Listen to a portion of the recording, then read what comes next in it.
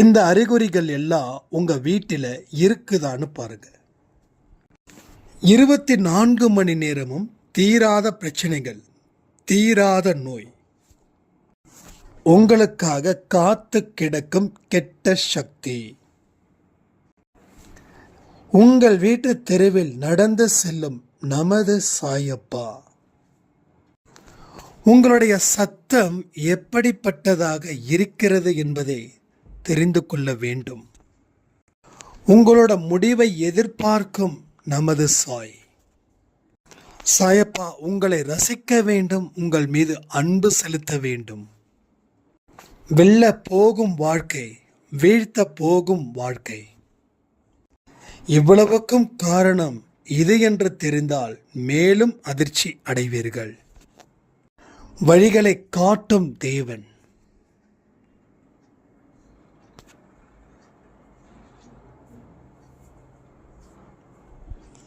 அசுத்தங்களை வீட்டில் வைத்திருக்க வேண்டாம். இது மாதிரி பல விஷயங்கள் இந்த பதிவில் இருக்கிறது.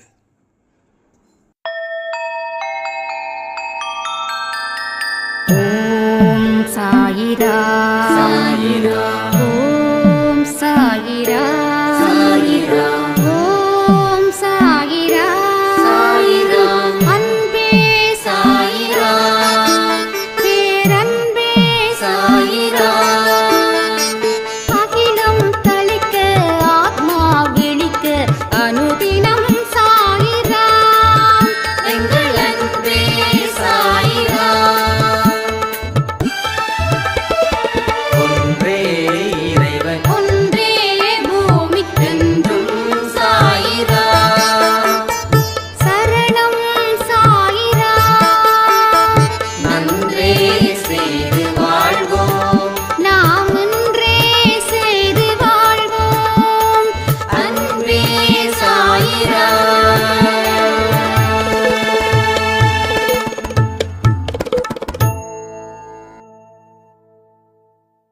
சாய்ரா, என் உயிரின் உயிரானவர்களே,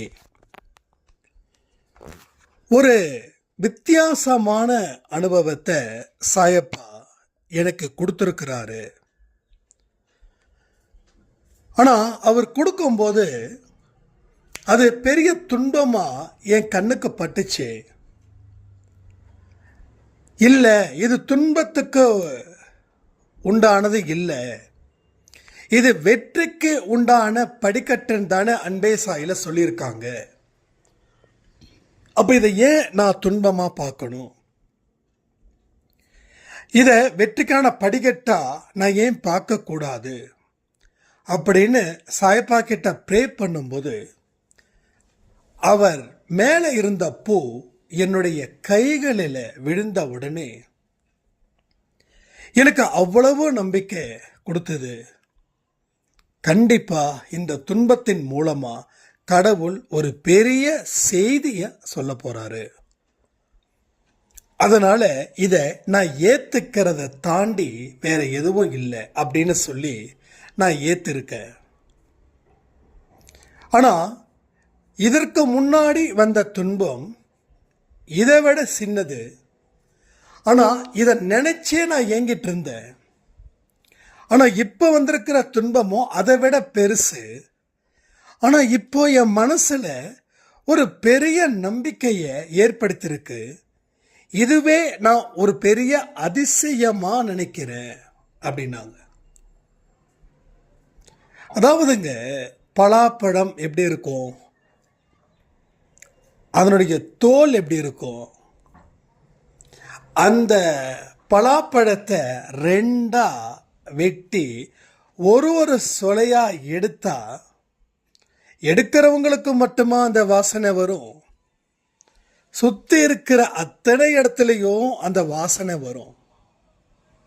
நம்ம பைக்கில் போயிட்டு இருப்போம், ஒரு பழப்பழம் போட்டு ஒரு அம்மா வித்துட்டு இருப்பாங்க.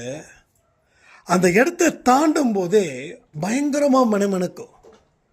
ஆனால் அதனுடைய தோலுக்கும் அதனுடைய குணத்துக்கும் சம்மந்தம் இருக்கான்னு பார்த்தா கண்டிப்பாக சம்மந்தமே இருக்காது.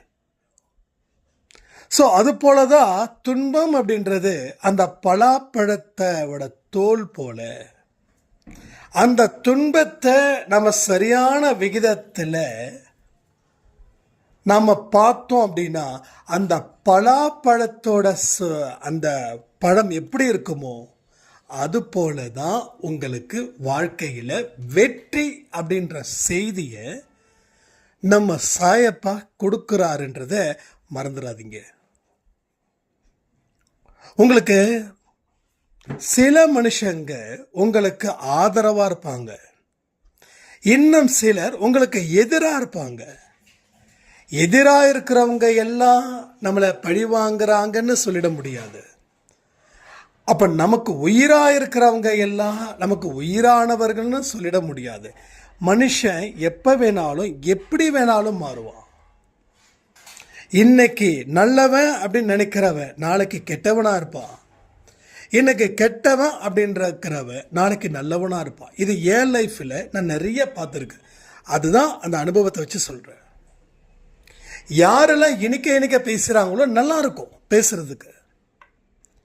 ஆனால் எங்கேயோ ஒரு இடத்துல நமக்கு ஆப்பு காத்துக்கிட்டு இருக்கோம். யாரெல்லாம் நமக்கு எதிராக பேசுகிறாங்களோ அவங்கள தாராளமாக நம்பிடலாம். அவங்களுக்கு அந்த மாதிரி காத்திருந்து பழிவாங்க தெரியாது.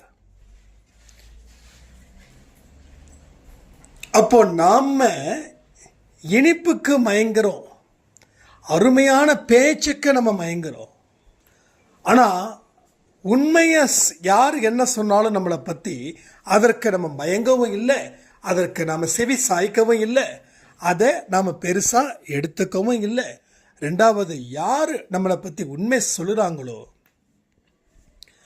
அவங்கள பார்த்தா ஒரு விதமான எரிச்சலும் கோபமும் நமக்கு வருது. நம்ம வீட்டில் இருக்கிறவங்க நம்மளை கண்டிப்பாக திட்டுவாங்க, ஆனால் வெளியில் இருக்கிறவங்க கண்டிப்பாக நம்மளை புகழுவாங்க. அப்போ நம்ம என்ன நினைப்போம் தெரியுமா? வெளியில் இருக்கிறவங்க எவ்வளவு நம்மளை புகழ்ந்து தள்ளுறாங்க, நல்லா பேசுகிறாங்க, எவ்வளவு அன்பா பண்பா நமக்கு மரியாதை கொடுக்குறாங்க. ஆனால் வீட்டில் இருக்கிறவங்களோ அது மாதிரி கொடுக்கறது இல்லை. என்ன மனுஷங்க அப்படின்னு சொல்லி வீட்டில் இருக்கிறவங்கள நாம் பகைச்சிக்கிறோம். வெளியில் இருக்கிறவங்களே கண்மூடித்தனமாக நாம் அன்பு வைக்கிறோம். ஆனால் ஃபைனலாக அது லாஸ்ட் வரைக்கும் உங்கள் வாழ்க்கையில் அந்த எண்ணத்தை மாற்றாமல் இங்கே யாராவது இருந்திருக்கீங்களா? அப்போ வீட்டில் இருக்கிறவங்க உண்மையை சொல்கிறதால உங்களுக்கு கசக்குது, வெளியில் இருக்கிறவன் புகழ் பாடுறதால உங்களுக்கு இனிக்குது. ஆனால் வெளியில் இருக்கிறவன் ஆபத்து, உன் வீட்டுக்குள்ளே இருக்கிறவனோ அவன்தான் உனக்கு பாதுகாப்பு. அன்பே சாயில நம்ம பல விஷயத்தை சொல்லுறோம். சேஞ்ச் பண்ணுங்க, கோபத்தை விடுங்க, ஆணவம் வேண்டாம், அகங்காரம் வேண்டாம், அதிகாரம் வேண்டாம். இதெல்லாம் சிலருக்கு பிடிக்கல. என்னங்க எப்படிங்க ப்ரோ, வேற ஏதாவது சொல்லுங்கண்ணா. வேற சொல்றதுக்கு இருந்தா தானே சொல்ல முடியும். நம்ம அன்பை சாயில வார்த்தைகள் இப்படி தான் இருக்கும். ஏன்னா இங்க ஒவ்வொரு மனுஷனும் சாதிக்கணும், ஒவ்வொரு மனுஷனும் நிம்மதியா வாழ்ந்த சாயப்பான்னு சொல்லி அன்பே சாய்க்கு ஒரு பெரிய சல்யூட்டை கொடுக்கணும். ஸோ அந்த மாதிரி தான் நம்ம வாழ்க்கையை இங்கே கம்ப்ளீட்டாக சேஞ்ச் பண்ணுறோம். கற்றவருக்கு சென்ற இடமெல்லாம் சிறப்பு, நீ கற்றிருந்தால் மட்டுமே. ஆனால் அன்பே சாய் குடும்பத்தில் இருக்கிற உனக்கோ போகிற எல்லா இடத்துலையும் சிறப்பு.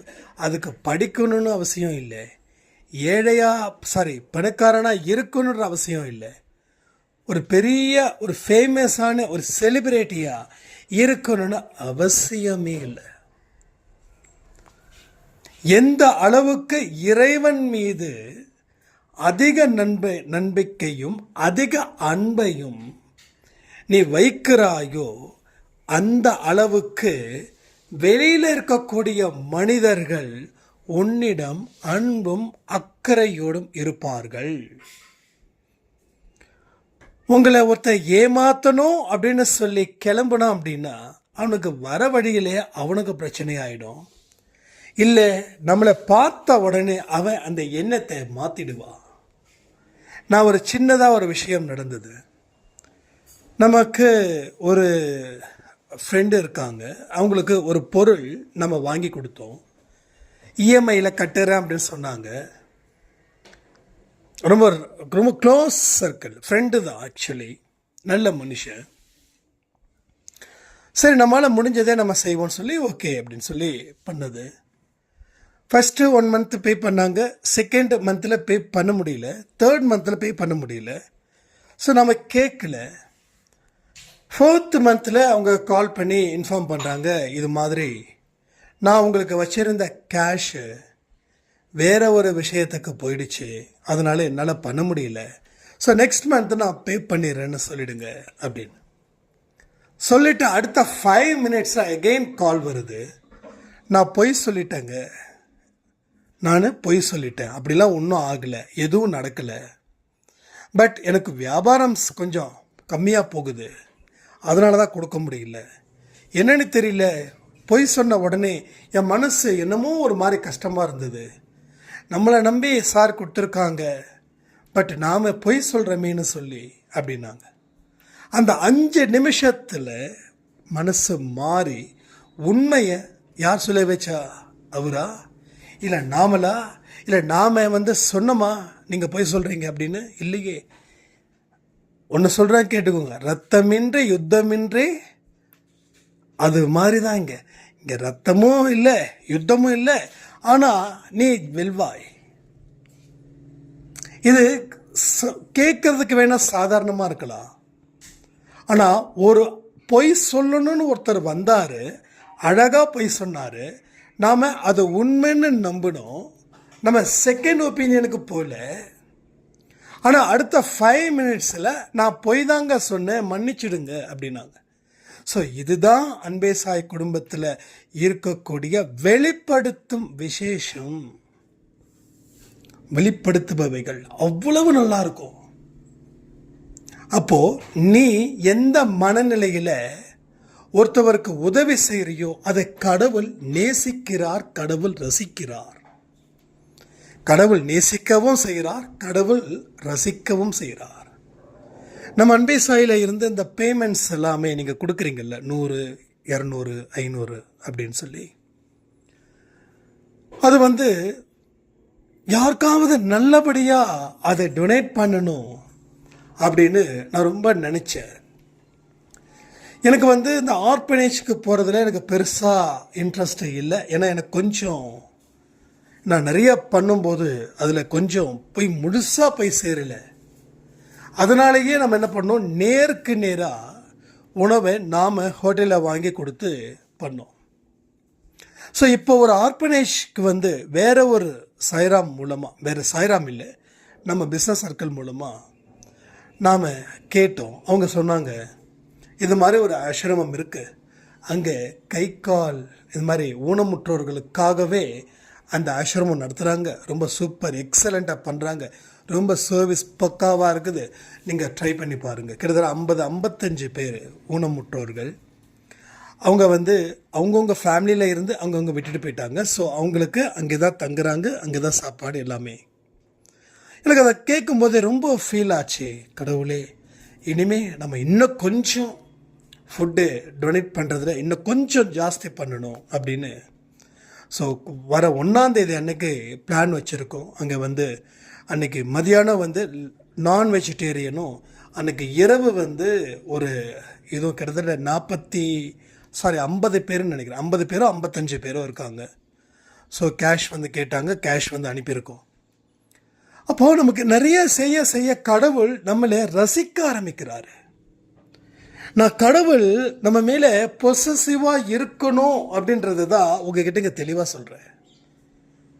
நாம் நம்ம குழந்தைங்களை ரசிக்கிறோம், நம்ம பெற்றவங்களை ரசிக்கிறோம், நம்ம லைஃப் பார்ட்னரை ரசிக்கிறோம், நம்ம ரொம்ப உயிருக்கு உயிரான நண்பர்களை நாம் ரசிக்கிறோமா இல்லையா? அதுபோல் கடவுள் நம்மளை ரசிக்கணும். கடவுள் நம்மளை பார்த்து பார்த்து பார்த்து பார்த்து ரசிக்கணும். அவர் அழகில் ரசிக்கலை, நம்மளுடைய எண்ணத்தை ரசிக்கிறாரு, எண்ணத்தின் மூலமாக வரக்கூடிய செயல்களை ரசிக்கிறாரு. அப்போ எனக்குள்ள அவ்வளோ ஒரு சந்தோஷம், அவ்வளோ ஒரு விஷயம் இருந்தது. ஆஹா, எவ்வளவு அற்புதம், எவ்வளவு அதிசயம், எப்படிப்பட்ட ஒரு விஷயத்தை நம்ம சாயப்பா கொடுக்குறாங்க அப்படின்னு சொல்லும்போது, அப்போ நீங்களும் உங்கள் செயல்களை நல்ல விஷயத்துக்கு பயன்படுத்துங்க. உங்கள் மனசை நிறைய பேருக்கு பிரார்த்தனைக்காக பயன்படுத்துங்க. அதிகாலையில் 4 மணிக்கு எழுந்திருக்கிறத வாடிக்கையாக வச்சுக்கோங்க. டெஃபினெட்லி உங்களால் இந்த லைஃப்பை சக்ஸஸ் பண்ண முடியும். இப்போல்லாம் உங்களுக்கு ஏண்டா இந்த வாழ்க்கை அப்படின்னு கேட்குறவங்க நாட்டில் 10 பேர் அப்படின்னா அதில் 8 பேர் அந்த வார்த்தை தான் கேட்குறாங்க, 2 பேர் தான் கேட்கல. பாதிக்கு பாதி கூட இல்லை, கிட்டத்தட்ட 90% ஏண்டா இந்த வாழ்க்கை, என்ன பாவம் செஞ்சோம், யாருக்கு நம்ம நம்பிக்கை துரோகம் பண்ணோம் அப்படின்றது போல தான் எல்லாருடைய மைண்டிலையும் அதை கம்ப்ளீட்டாக செட் பண்ணிட்டாங்க. ஆனால் உங்களுக்கோ இந்த வாழ்க்கை எவ்வளவு அழகானதாக இருக்குது, எவ்வளவு கம்பீரமாக இருக்குது, என்ன ஒரு தோற்றம் இந்த வாழ்க்கையில் அப்படின்ற ஒரு நிலையை வர வைக்கிறதுக்கு தான் இந்த அன்பே சாயில ஒரு நாளும் 3 பதிவுகளை நம்ம தொடர்ந்து தொடர்ந்து தொடர்ந்து கொடுத்துக்கிட்டு இருக்கோம். எதுக்காகனா உங்ககிட்ட இருந்து அந்த மோசமான கர்மாக்கள் வெளியில் வரணும், நல்ல வார்த்தைகள் உள்ளே போகணும். நேற்று இரவு கொடுத்த பதிவு மிக முக்கியமான ஒரு பதிவு. அதான் நீங்கள் 12 மணி பதிவில் கூட சொல்லியிருந்தேன். அந்த பதிவை திரும்ப ஒரு சாய்ராம் கேட்கும்போது அவங்களுடைய மனசில் ஏதோ ஒரு குளிர்ந்த காற்று ஒரு 10 நிமிஷம் எனக்கு அடிச்சிட்டு இருந்தது, என் உடம்பெல்லாம் மெய்சிலிர்த்தது அப்படின்னு. இப்போ நான் கொடுக்குற பதிவினால இல்லை, உங்களுடைய உள்ளம் அவரை தேடி அவரை கண்டுபிடிச்சு அவர் கூட ஐக்கியமாகி சந்தோஷத்தை தேடும்போது அந்த உணர்வுடைய வெளிப்பாடு தான் அந்த ஒரு இன்சிடெண்ட். ரைட்டா? அவங்க கேட்டாங்க, அவங்களுக்கு அந்த பதிலையும் நான் இதில் சொல்லிட்டேன். ஸோ கடவுள் ரசிக்கிறாருன்னு நான் சொன்னேன் இல்லையா, அதான் கடவுள் ரசிக்கிறார். நீங்கள் சாயப்பாவை ரசிக்கிறீங்க, அவர் திருப்பி உங்களை ரசிக்கிறார். நீங்கள் சாயப்பாவை நேசிக்கிறீங்க, அவர் திருப்பி உங்களை நேசிக்கிறார். நீங்கள் சாயப்பா மீது நம்பிக்கை வச்சிருக்கீங்க, அவர் உங்கள் மீது அளவு கடந்த நம்பிக்கையும் வைத்திருக்கிறார். எவ்வளவு பெரிய விஷயங்கள். நீங்கள் பொறுமையாக நிதானமாக இருந்தாவே போதும். ஆக்சுவலாக இன்னைக்கு காலையில் இருந்து எனக்கு கொஞ்சம் மைண்டு அப்செட். ஏன்னா அம்மா ஹாஸ்பிட்டலில் அட்மிட் பண்ணியாச்சு. நேற்று நைட்டு வீட்டுக்கு வரும்போதே 1:15 ஆயிடுச்சு நைட்டு. சாப்பாடு வேறு இல்லை, ஹோட்டலில் பரோட்டாவை தாண்டி வேறு எதுவும் இல்லைன்ட்டாங்க. செம பசி வேறு. காயத்ரி வேறு அங்கே ஹாஸ்பிட்டல் ஸ்டேயிங்கு. சரின்ட்டு இன்னைக்கு காலையில் ரொம்ப எழுந்திருக்கவே முடியல. ரொம்ப அவ்வளோ டயர்டு, அவ்வளோ ஸ்ட்ரெஸ்ஸு. என்னோட அம்மாக்கள் மாதிரி தான் இங்கே இருக்கிற எல்லா அம்மாக்களையும் நான் நேசிக்கிறது. இது உண்மை. நம்ம அன்பே சாய் வீட்டில் நம்ம வீட்டுக்கு யார் வந்திருக்காங்களோ அவங்களுக்கு தெரியும். அந்த அம்மாக்கள் அப்படின்னாவே என்னோட உசுரே உங்கள் எல்லாருக்கும் தான். இது கடவுள் மேலே சத்தியம். இந்த சத்தியம் சொன்னால் நீங்கள் திட்டுவீங்கன்னு தெரியும். இருந்தாலும் என்னோடய பேச்சு சும்மா அந்த மாதிரி பேச்சு கிடையாது. இட்ஸ் அ ரியல் கான்வர்சேஷன் தான் இங்கே. அப்போ நீ காலையில் சாய்ப்பாட்டு குளிக்கும்போது, நான் என்றைக்குமே பாத்ரூமில் குளிக்கும்போது பாசிட்டிவாக நான் குளிப்பேன். ஏன்னா அந்த தண்ணின்றது கடவுளுடைய படைப்பு. பஞ்சபூதத்தில் நீரும் மிக மிக முக்கியம். இந்த உலகம் கிட்டத்தட்ட நிறைய மடங்கு தண்ணீரால் சூழ்ந்துள்ளது. அது எத்தனை பர்சன்டேஜ்னு தெரியல. பட் நம்ம மக்கள் வாழக்கூடிய பகுதியை விட தண்ணீர் ரொம்ப ஜாஸ்தி. அப்போ இந்த தண்ணீரை பார்த்தாவே எனக்கு அவ்வளவு சந்தோஷமாக இருக்கும். ஷவரில் குளிக்கும் போதே கடவுளே எனக்கு நல்லா ஆக்டிவாக இருக்கணும், நல்லா அம்மாவை நல்லா பார்த்துக்கணும். அவங்க சர்ஜரி இருக்கும்போதெல்லாம் கூடவே இருந்து அவங்களுக்கு எல்லாமே, நம்ம மட்டும் என்றைக்கும் டயர்டாகிடக்கூடாது அப்படின்னு சொல்லி குளித்து முடித்த உடனே கிடக்கணும். ஹாஸ்பிட்டல் போன உடனே எல்லாமே பக்கா தெளிவாக வேகமாக நடந்துருச்சு. அது ஒரு அந்த வைப்ரேஷன், அந்த குளிக்கும்போது நம்ம என்ன நினச்சி குளிக்கிறோமோ அது குளிக்கும்போது நீங்கள் நெகட்டிவாக நினச்சிங்கன்னா அந்த டே ஃபுல்லாக நெகட்டிவாக போயிடும். ஆனால் பாசிட்டிவாக திங்க் பண்ணி பாருங்களேன், அப்படியே அவ்வளோ பாசிட்டிவாக செம்மையாக இருக்கும். அந்த நேரத்தை குளிக்கும்போது சாய்ப்பாக நினச்சி பாருங்கள், இன்னும் ஒரு ஒரு டிவோஷ்னலாக அது ஃபீல் ஆகும். அது ஃபீல் டோட்டலி வேறு மாதிரி இருக்கும். அதை ஃபீல் பண்ணவங்களுக்கு தான் தெரியும். நான் ஏற்கனவே சொல்லியிருக்கேன், தண்ணீரால் வாழ்க்கை எவ்வளோ மாறுதுன்னு. ஸோ காலையிலேயும் ஈவினிங் 2 வேளை நீங்கள் குளிக்கிறீங்கன்னா, மார்னிங் அதிகாலையில் குளிக்கிறீங்க பாருங்கள், அந்த இடத்துல ஒரு பாசிட்டிவாக இன்றைக்கி கடவுள் என்னை எவ்வளோ சந்தோஷமாக வச்சுருப்பார், நான் கடவுளை எவ்வளோ சந்தோஷமாக வச்சுருப்பேன், என்னுடைய எண்ணம் சுத்தமாக இருக்கும், என்னுடைய செயல் சுத்தமாக இருக்கும், நல்லா நான் சுறுசுறுப்பாக இயங்கணும், மதன்னு இருக்கக்கூடாது, மந்தித்தனமாக இருக்கக்கூடாது அப்படின்னு நீங்கள் குளிக்கும்போது தலையில் தண்ணி எடுத்து ஊற்றும்போது அப்படி நினச்சி பாருங்கள், அப்படி இறங்கும் அந்த இடத்துல. எக்ஸலண்ட்டுங்க. ஏன்னா எனக்கு செம்ம டயர்டு, பயங்கர டயர்டு, எக்கச்சக்கமான டயர்டு. சொல்ல மறந்துட்டேன், ஆப்ரேஷன் வந்து இது ஒரு பெரிய மிராக்கள், ப்ராமிஸ்லி பெரிய மிராக்கள்.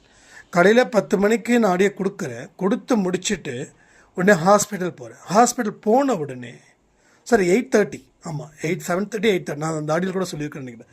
ஒரு 8:30 9 o'clock 9:15 வந்து நான் ஹாஸ்பிட்டல் போயிட்டேன். அங்கே போன உடனே என்னால் அதை வந்து லோட் பண்ண முடியல, கொஞ்சம் அப்லோட் பண்ண முடியல, நெட்வொர்க் இஷ்யூவாக இருந்தது. அப்புறம் அம்மாட்ட பேசினேன், அம்மா ஒன்றும் பிரச்சனை, இங்கேருந்து சாய்ப்பா ஃபோட்டோ எடுத்துகிட்டு போனோம், உதவி வச்சோம். அப்புறம் நான் சொன்னேன், அன்பே சாய் குடும்பத்தில் எல்லாரும் உங்களுக்காக பிரார்த்தனை பண்ணுறாங்கன்னு. அப்படியாப்பா அப்படின்னாங்க. ஆமாம்மா அப்படின்னு. அவங்களுக்கு ஒரு 4-5 பேர் தெரியும் அன்பே சாயில், அவங்களுக்குலாம் தெரியுமாண்ணா, எல்லாம் தெரியுமா அப்படின்னு. சரிப்பா ஓகே அப்படின்னாங்க. என்ன ஒரு ஆடியோ பப்ளிஷ் பண்ணது லேட் ஆகிடுச்சு. எதுவுமே நம்ம அப்படிலாம் நம்ம பிளான் பண்ணவே இல்லை, ஆனால் ஆடியோ பப்ளிஷ் பண்ண லேட் ஆகிடுச்சு. கிட்டத்தட்ட 12:50 ஐ திங்க் 1 o'clock பண்ணணும்னு நினைக்கிறேன். நான் ஆடியோ பப்ளிஷ் பண்ண உடனே தான் அம்மா வந்து சர்ஜரிக்கு கூப்பிட்டு போகிறாங்க, சர்ஜரி பண்ணுறதுக்கு.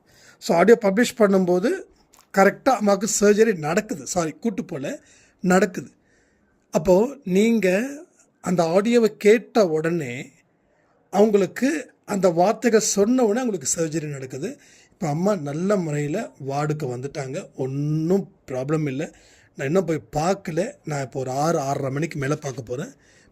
நான் இப்போ ஆடியோ கொடுத்துட்ருக்கிற டைம் வந்து ஒரு 5 o'clock, ஒரு 6 or 6:30 நான் போயிடுவேன் இந்த ஆடியோ வந்து கொடுத்துட்டு. ஸோ அவ்வளவு ஒரு எனர்ஜெட்டிக். அது மட்டும் இல்லாமல் இன்சூரன்ஸ் வந்து கிட்டத்தட்ட 70,000 ரூபா ஆகுது. இன்சூரன்ஸ் வந்து பிரதரோட பேரில் இருக்குது. அந்த ஹாஸ்பிட்டலில் பிரதருடைய அந்த இன்சூரன்ஸ் கம்பெனிக்கும் இவங்களுக்கும் டைப் இல்லை.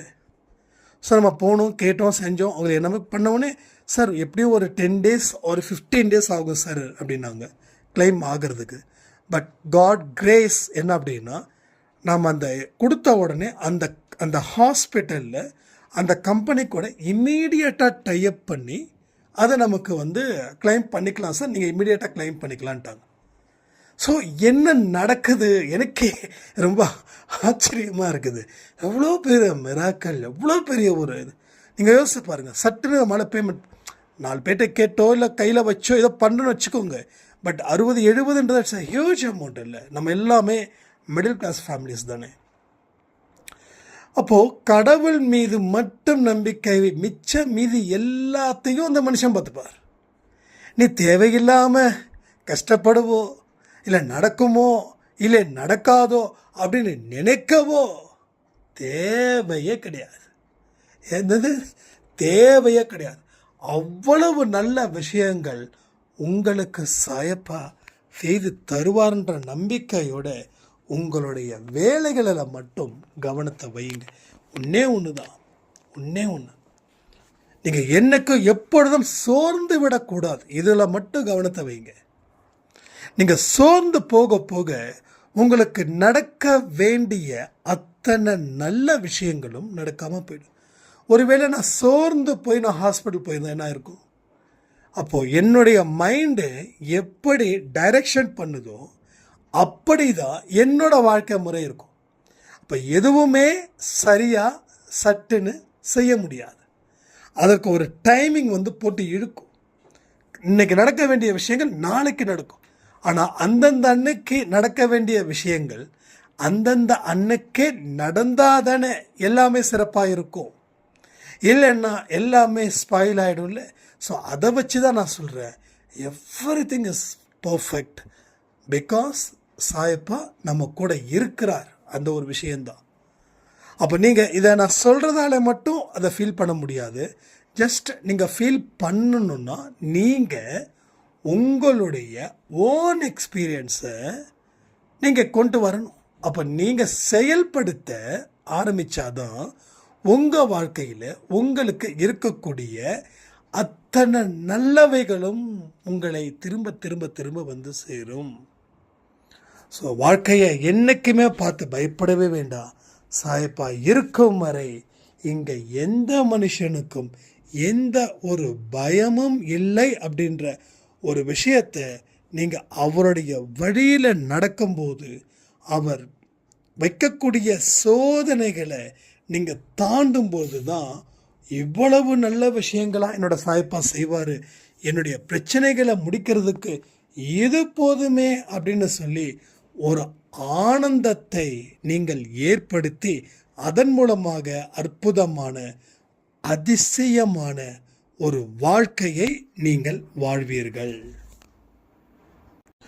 சாயப்பா மட்டும் உங்கள் வாழ்க்கையில் வந்துட்டார்னு வச்சுக்கோங்களேன், உங்களுக்கு முதல்ல இந்த சலிப்பு அப்படின்ற ஒரு விஷயமே உங்கள் வாழ்க்கையில் இனி எப்பொழுதும் வரவே வரவே வராது.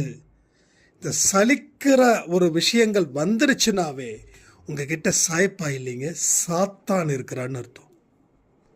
எப்போ பார்த்தாலும் நெகட்டிவாகவே பேசுகிறாங்களே, யார் இருப்பாங்கன்னு நினைக்கிறீங்க? நீங்கள் சொல்லுங்கள், நான் கேள்வி கேட்குறேன், ஆன்சர் பண்ணுங்கள். ஒரு நல்லவன் கூட சேர்ந்தாதான் நல்லதை பேச முடியும், நல்லதை நினைக்க முடியும், நல்லதையே செய்ய முடியும். அப்போது அவனுக்கு ஒரு நல்லவன் இருக்கிறான்னு அர்த்தம். ஒரு கெட்டவன் கூட இருந்தால் அவன் கெட்டதை மட்டும்தான் செய்வான். அப்போது நம்ம கூட யார் இருக்கிறாங்க அப்படின்னா, கடவுளா இல்லை சாத்தானா அப்படின்னு. ஆனால் சாத்தான் நிச்சயமாக இருக்கான். நான் இது இல்லைன்னு எங்கேயுமே சொல்ல மாட்டேன், இப்பயே சொல்ல சாத்தான் இருக்கிறான். அழைத்தால் வருமான்னு நான் சொல்லவே மாட்டேன். நீங்கள் உங்கள் செயல்கள் மூலமாகவே அவனை நீங்கள் அழைக்கிறீர்கள். உங்கள் செயல், உங்கள் எண்ணங்கள் மூலமாக அவன் வரான். ரோட்டில் ஒரு திருடன் போகிறான்னு வச்சுக்கோங்க, அவனை நீங்கள் கூப்பிட்டு இதுதான் என்னோடய பொருள், நீ இங்கே எவ்வளவு வேணாலும் கொள்ளடிச்சிக்கோ, ஏன் என்னையே அடிச்சுக்கோ அப்படின்னா அவனுக்கு வலிக்குமா? என்ன அவனுக்கு வலிக்குமா? பா, எப்பேற்பட்ட ஒரு பைத்தியக்காரன் நமக்கு கிடைச்சிட்டான் அப்படின்னு சொல்லி அவன் திருட மாட்டான். அவன் எவ்வளவு நாள் உங்கள் வீட்டில் இருக்க முடியுமோ அவ்வளவு நாள் இருந்து அதற்கப்புறம் உங்களை முடிச்சு கட்டிட்டு அவன் அடுத்த வீட்டை தேடுவான். அதே போல தான் இந்த சாத்தானும் தேடிக்கொண்டு இருக்கிறான். அவன் ரோட்டில் நடந்து போகிறான், நீங்கள் கூப்பிட்றீங்க, இவ்வளோதான். உங்களோட சத்தத்தை கேட்டு அவன் வரான். அப்போது உங்கள் சத்தம் எப்படிப்பட்டதாக இருக்கிறது, இது முக்கியம் இல்லை. இதை வச்சு தான் தெருவில் போகிற சாயப்பா வராரா இல்லை தெருவில் போகிற சாத்தான் வரானான்னு உங்களுக்கு தெரியும். நான் எதுவுமே கற்பனையாக சத்தியமாக பேசலை, எல்லாமே அனுபவிச்சு தான் இங்கே பேசுகிறேன். நிறைய பேரோட வீட்டில் பாருங்களேன், எப்போ பார்த்தாலும் ஏதாவது ஒரு மோசமான வார்த்தைகள். ஒன்றும் இல்லை, உங்கள் வீட்டில் இருக்கக்கூடிய குழந்தைங்களை நீங்கள் கண்ணே மணியே செல்லமே அப்படின்னு சொல்கிறீங்களா, இல்லை ஒரு மாதிரி கோபத்தோட வெளிப்பாடாக நீங்கள் கத்துறீங்களா? இதுவே மிகப்பெரிய தவறு. ஏன் தெரியுமா?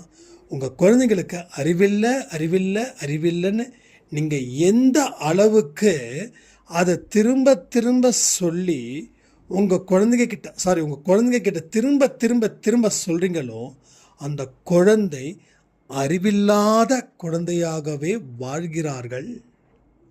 சொன்னால் நம்ப முடியுதா? கண்டிப்பாக இதுதான் உண்மை. நீ முட்டாளிடா 10 தடவை சொல்லி பாருங்க, முட்டாளாகிடுவான். குண்டா இருக்கிறவங்க குண்டா குண்டா குண்டுன்னு நினச்சி பாருங்க, அவங்க கடைசி வரைக்கும் குண்டாவே இருப்பாங்க. இங்கே வார்த்தைக்கு பவர் இருக்குதுங்க. இதை நான் கிட்டத்தட்ட 1,00,000 தடவை சொல்லியிருப்பேன். ஏன் சொல்கிறேன் அப்படின்னா, வார்த்தையை பயன்படுத்தும் போது பார்த்து பயன்படுத்துங்க. ஒரு பொருளை பார்த்து பார்த்து வச்சுருக்கீங்களே, வார்த்தைகளை மட்டும் ஏன் பாதுகாப்பு இல்லாமல் வச்சுருக்கீங்க? அப்போ எந்த அளவுக்கு நீங்கள் மோசமான வார்த்தைகளை பேசுகிறீங்களோ அந்த அளவுக்கு உங்களுக்கு பிரச்சனைகளும் அதிகரிக்குது. மிக பெரிய அளவில் ஆபத்துகளும் வருது.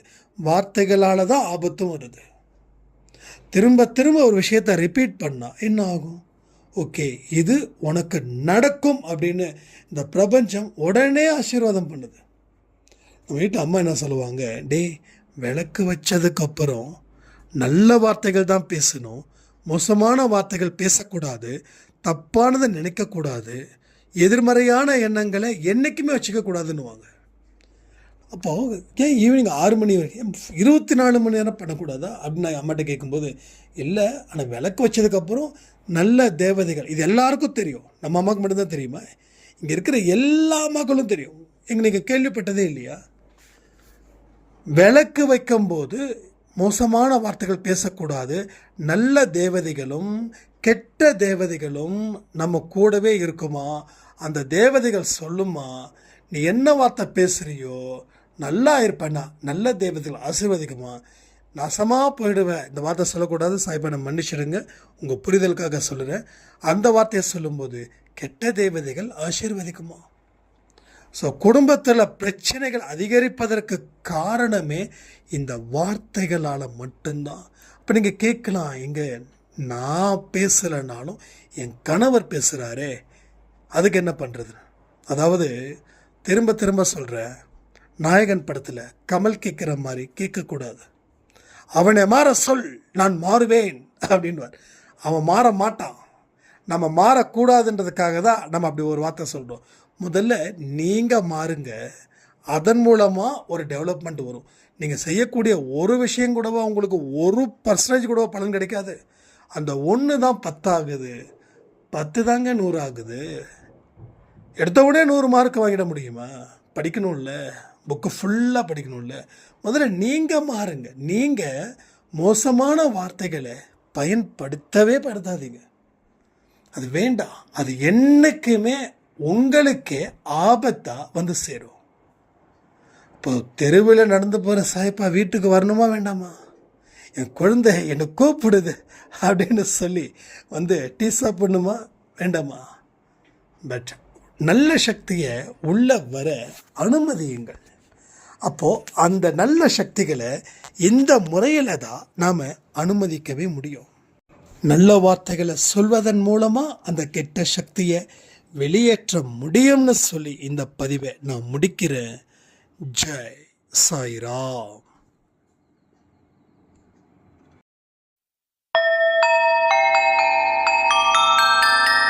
ஓம் சாயிரா சாயிரா, ஓம் சாயிரா சாயிரா, ஓம் சாயிரா சாயிரா, அன்பே சாயிரா, பேரன்பே சாயிரா, அகிலம் தளிக்க ஆத்மா விழிக்க அனுதினம் சாயிரா, எங்கள் அன்பே சாயிரா.